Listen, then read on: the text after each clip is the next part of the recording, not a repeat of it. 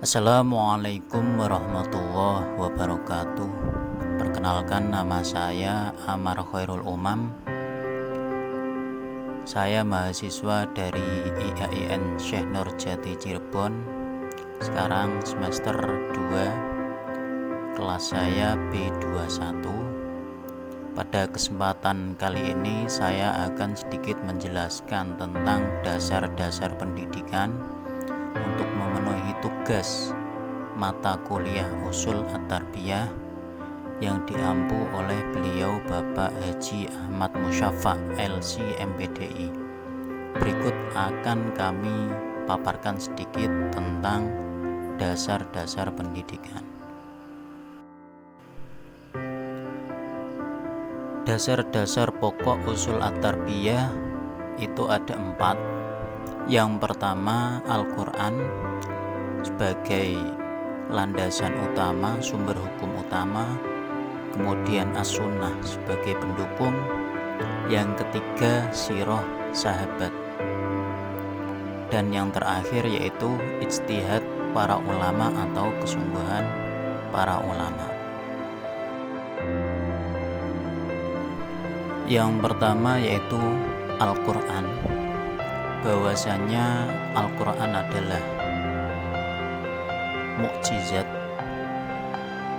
sebagai sumber utama dalam ajaran agama Islam, sehingga rujukan yang paling utama adalah Al-Quran.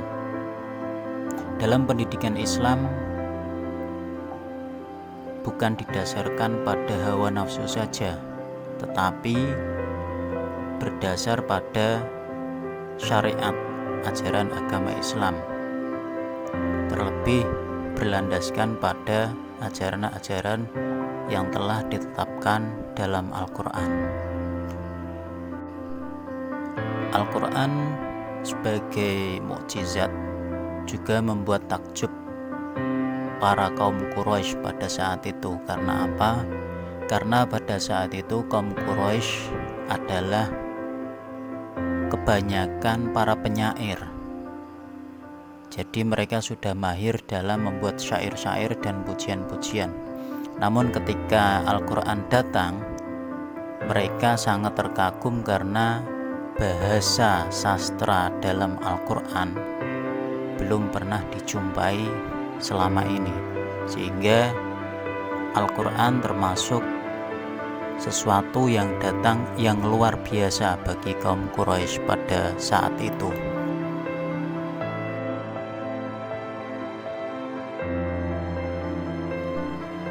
Di dalam Al-Quran sendiri banyak ayat-ayat yang menjelaskan tentang tarbiyah atau pendidikan. Di antaranya ayat tentang pendidik yaitu surah An-Nahl ayat 43 sampai 44, kemudian Al-Kahfi ayat 66. Kemudian tentang peserta didik di antaranya surah An-Nisa ayat 170, kemudian Al-Tahrim ayat 6. Lalu ayat tentang tujuan pendidikan ada Ali Imran ayat 138 sampai 139,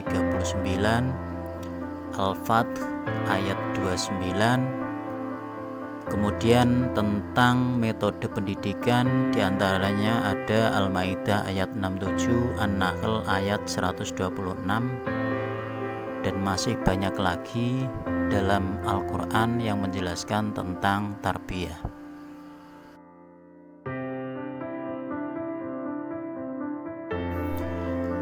Lalu dasar atau landasan yang kedua adalah As-Sunnah.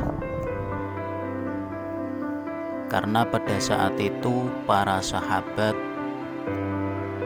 menemui kesulitan-kesulitan dalam memahami Al-Quran, sehingga perlu untuk adanya As-Sunnah sebagai pendukung untuk memahami ayat-ayat Al-Quran pada saat itu.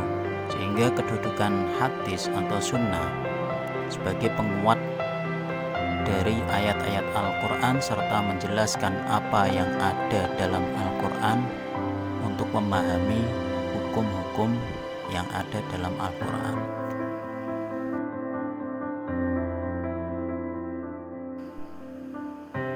Nah, dalam konsep pendidikan, kedudukan As-Sunnah mempunyai dua manfaat, yaitu yang pertama, menjelaskan sistem pendidikan Islam sebagaimana terdapat di dalam Al-Quran dan menerangkan hal-hal rinci yang tidak terdapat di dalamnya.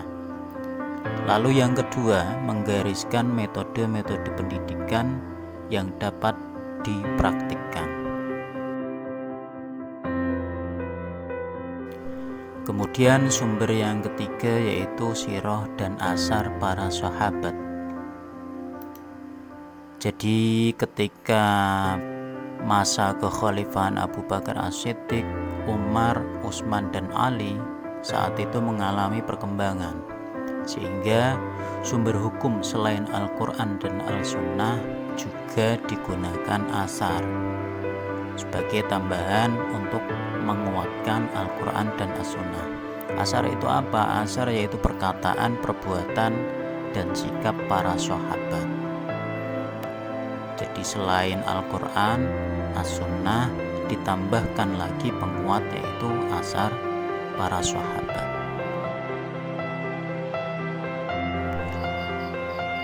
Yang keempat atau yang terakhir yaitu ijtihad para ulama.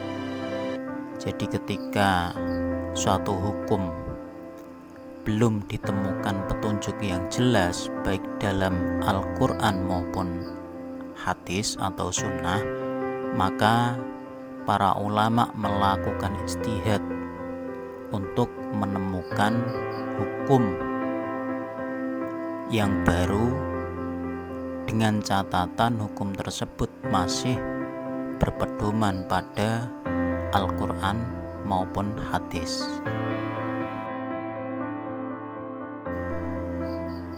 Demikianlah pemaparan dari kami. Banyak kekurangan maupun kesalahan dari kami pribadi, mohon maaf yang sebesar-besarnya.